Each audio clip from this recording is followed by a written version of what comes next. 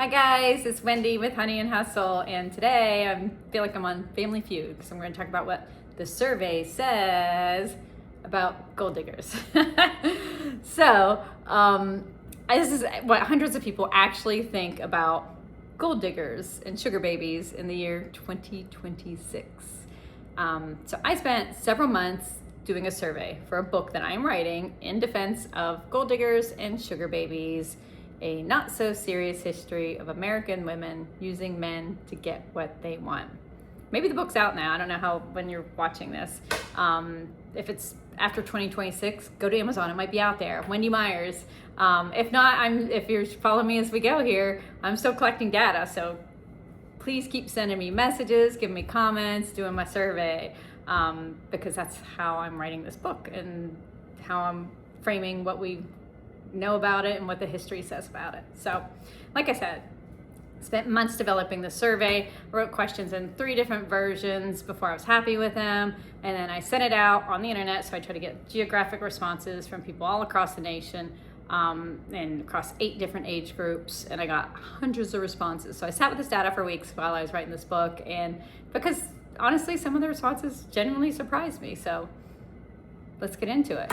I am not, here's my disclaimer. When I'm doing my landlord videos, disclaimer, I'm not an attorney. Don't listen to me, but don't put everything down on what I'm saying. So for this case, I am not a professional researcher. I'm a professional historian. I'm not presenting this as a peer-reviewed social science, okay? What I am presenting is just honest, original data on a topic that almost nobody's tried to study seriously because the topic is considered too frivolous or too, scandalous or too uncomfortable for serious academic attention, okay?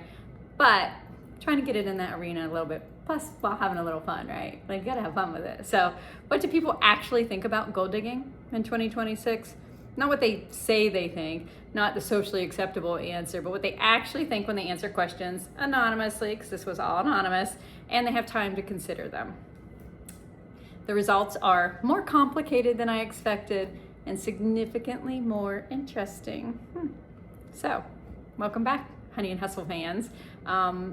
If you haven't been following me along, like I said, I'm writing this book, Wendy Myers. Give me a like, give me a subscribe. I'm here every Thursday with a new little discussion about women over time, from history to today, and how they've utilized a gold digging strategy in their life. So there's so much to talk about. So today, let's talk about my survey. So like I said, the ages ranged from 18 to over 65. I didn't make people give their existing things. There was just categories. And it was actually a roughly equal distribution among all the age brackets. So that was kind of cool. And the gender split, I must say had 60% women over 40% men. I'd like to get more men filling this baby out, but women had a lot to say on it. Men, maybe not so much. Income range was varied. I wanted working class to upper class, middle class, because I thought income might be a significant variable when people talk about this. Geographic was mostly US based. I don't think I had anybody overseas, which is typical because this book is about the American experience with gold digging. And it was primarily put through social media. So I thought maybe that might make my respondents skew younger, but not necessarily. There were a lot of people, like I said, it was kind of across the board on age level. So that was kind of interesting. But by no means this is a nationally representative poll, okay? This is my own little research here to people I didn't know, and anonymously done. So, designing survey questions about gold diggers is harder than it sounds because, the term itself carries so much baggage. The asking directly about it would have primed the responses, right? So I did a couple things there. First, I asked some questions using the term directly to capture people's gut reactions. And then I asked functionally identical questions using neutral language, like a woman who seeks financial support from a romantic partner instead of gold digger, to see if that framing actually changed the answer. In most cases, yes, it changed it significantly. That gap itself is probably one of the most interesting findings. Okay. So second, I asked parallel questions of men and women. If I asked about a woman seeking financial support from a wealthy partner, I also asked about a man doing the equivalent, right? And trying to compare those answers as well. So the first thing I asked was pretty simple. I just said, how would you define gold digging in terms of a transactional relationship? And I gave people an open text field, and I read every response, and they were pretty fascinating. And they clustered into like 4 broad categories. The largest group, about 40%, said it was purely transactional. Gold digging is when someone dates or marries for money rather than love. Second group, about 30%, had a more nuanced element. Actually, they weren't nuanced. They were more like a element of deception comes about. It's more they pretend to be romantically interested while actually being motivated by money. So there's a little bit of manipulation put into that answer. And about 20% made it a very gendered response, which is gold digging is when a woman uses a man for money. They didn't even consider the alternatives there, any other alternatives. And 10% did kind of give it that more nuanced aspect that acknowledged an economic context. Gold digging is a choice that women use when they lack other options to pursue financial security in relationships. So that clustering is pretty instructive. The majority of people see it primarily as motivation, money over love, okay? But a significant minority built deception into the definition, which is fascinating because that then ties into how people actually judge the behavior, right? So if gold digging requires deception, then a woman who is entirely transparent about seeking financial support is by definition not a gold digger, right? Because she is something we don't even have a word for that, something more honest. She's like, I want money. I'm gonna meet this man's needs attractively, sexually, companionship wise. I'm going to be pleasant and pleasing to him to get that money. I'm going to be very open and tell everybody I'm doing that. That's not manipulation, right? And on those websites, seeking.com and stuff. So we don't even have a word for that. What's our word for that? For the woman that's just doing that, right?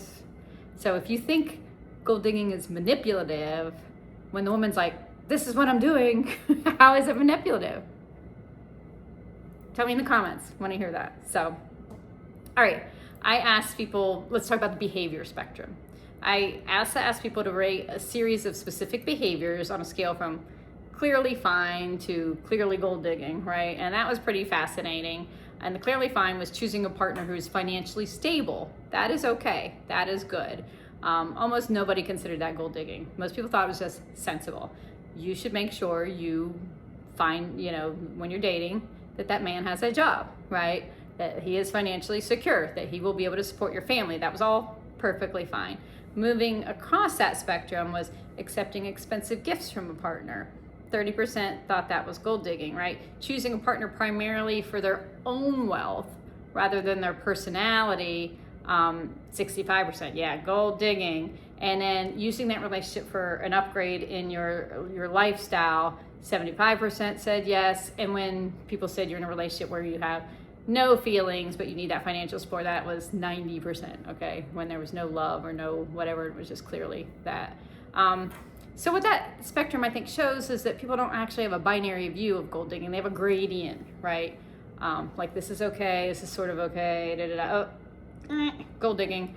So that's kind of interesting as far as our discourse goes there. So those are a couple fascinating findings. Another thing I found out was I asked this functional question in 2 different ways. How do you feel about a woman who pursues relationships with wealthy men as a financial strategy? Then later in the survey, how do you feel about a person who chooses their romantic partners partly based on financial compatibility? So the first phrasing, women, wealthy men, financial strategy, negative responses from 62%, negative. The second phrasing produced negative findings only from 28%. So when I changed the language, even though it's the same concept, same question being asked, but when you couch it with wealthy partner or romantic partner on financial compatibility, suddenly it's okay. So, like I said, when I use the word gold digger as it's a loaded weapon, and people have a knee-jerk automatic response. But that's the whole point of this series, right, baby? When we get in there and start talking about motivations and what your upbringing was and how you got to this point, the answers are completely different, which is pretty fascinating, which is why we should talk more and learn from each other and be tolerant of everybody's choices, right? If you disagree, tell me in the comments. Love to hear from you. So, like I said, for every question I asked about women pursuing wealthy men, I asked the parallel question about men pursuing attractive women. Okay, same behavior, same structure, but different responses. So a woman choosing a man for wealth, 68% negative or very negative. Ooh, they did not like that. Man choosing for attractiveness, only 23% thought that was negative.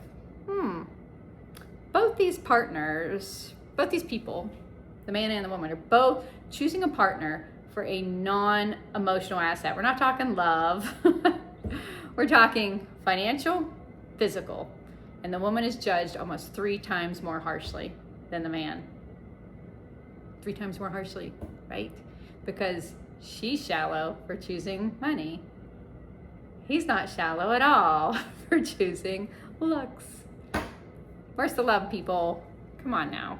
All right, another interesting factor was about the age gap. I asked, how do you feel about a young woman in a romantic relationship with a significantly older, wealthy man? Okay. And then how do you feel about an older man in a romantic relationship with a significantly younger, attractive female? Okay. When we talk about the young woman, 59% expressed disapproval, and people were skeptical of her motivations, her authenticity, whether she really loved him. The older man, only 41% expressed concern, and that was mostly the dynamic itself, not at him. They didn't, and nobody questioned whether his feelings were genuine, because honestly, in this day and time, in this society, we think it's okay for men to choose women for their physical attractiveness, right? You've heard that concept before? Oh, no wonder he left her. She let herself go. She got fat after her last baby. No wonder he had to seek attention elsewhere, right? We do that all the time. But, a woman, if her husband loses his job, she better get out there and get another one and help support it, and so just crazy, the double standards there. So anyway, the point is, I asked it from 2 different angles about that same age gap and got the women's emotional authenticity questioned more so than the man's each time. So, Okay. This one is most striking. I asked, how do you feel about a woman who ended a relationship when her partner lost his income? Okay. And then I asked, how do you feel about a man who ended a relationship because his partner gained significant weight? Tell me in the comments what you think about that. The woman who left when the money went, 74% negative. She was cold, mercenary, gold digger. The man who left when her appearance changed, only 51% negative. Still negative, but not by the same degree by any means. And some people said, okay, yeah, shallow, harsh, but then several people said, understandable. Those were probably men. It was anonymous. I don't know, but understandable. So a man leaving because his partner no longer meets his physical criteria. It's harsh, but understandable to a significant amount of respondents. A woman leaving because her partner no longer meets her financial criteria is cold and mercenary to an even larger degree. So attractiveness, that's a natural drive. The woman's criteria, financial stability, it's a moral failing. Lost his job, he can't, no, moral failing that she takes off on him. So a man values looks and a woman values money. Both are responding to evolutionary and social logic, right? Women over time have had to depend on men, especially back in olden times when we couldn't have bank accounts and couldn't own property. But only one gets called shallow, the other gets called it's fine. It's understandable. It's crazy what we do here.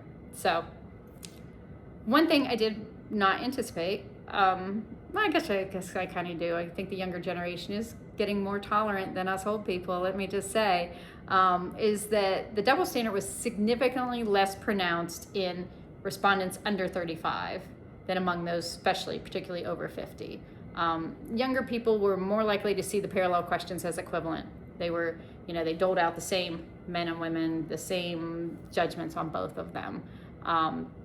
And they thought they were kind of legitimate criteria on both parts. They were much more accepting and responsive to that. And some people even wrote down that a woman's economic choices and relationships, that was her own business. Several people said that. So, but older respondents, and this is interesting because I might fit this category, particularly women over 50, showed the most pronounced double standard. They were the ones most likely to judge the woman who chooses wealth as very negative, and they're least likely to judge the man who chooses attractiveness. Now that was extremely disappointing to me, but very telling too. Tell me what you think of that. I think that's fascinating. Sometimes I do think women were sometimes our own worst enemies, and I want to be careful. I don't want to read too much into this generational difference. It's not that, older women are more complicit in this double standard. I would say it's probably more a sense of socialization, right? Over time, that was not seen as respectable. So older women are seeing the fact that women are going out to OnlyFans and they're seeking these arrangements. Maybe they find that more shocking and scandalous and divergent. Is that divergent? Yeah. Just out there on the fringes versus something more mainstream that they can understand and accept. And I would say that's society's failing, not the woman's failing in that part. But definitely an interesting finding there. I think it's almost like, the mommy wars. Remember when we talked about that? Like women who go out to work, they're unnatural and they're leaving their kids with strangers. And then the women who are staying at home, they're not contributing financially, and everybody was like at each other's throats. Women, you can do whatever you want. Stay home, don't stay home. I don't care. Work, don't work, whatever. But I think it kind of gets into that realm. And I think that's more about what's in our own heads about our own choices. And did we make the right choice? Are we making the right choice? We want to feel that we are, right? That's just my own opinion. I don't know. Tell me in the comments. Like I said, none of this is like social science here, people. I'm just trying to get the answers right along with you. So tell me what you think. So what the data did tell me clearly overall is that there is a significant and measurable double standard in how we judge gold digging behavior versus equivalent, I would say, male behavior, where we're seeking something over just love in a relationship. And that double standard did come across everything, even though in the younger generation it was much less. And even though there was that component with the older women and not finding it as acceptable. So I think they support the argument I've been making over the whole of this series. And that's that gold digger is not primarily a moral category, it's a social one. It's a label applied to women who make economic decisions in ways that violate the prevailing norms of our society of respectability, norms that have been applied to women more harshly than to men that are in the same situation and same transaction. So what the data does not tell us is whether the behavior is right or wrong, right?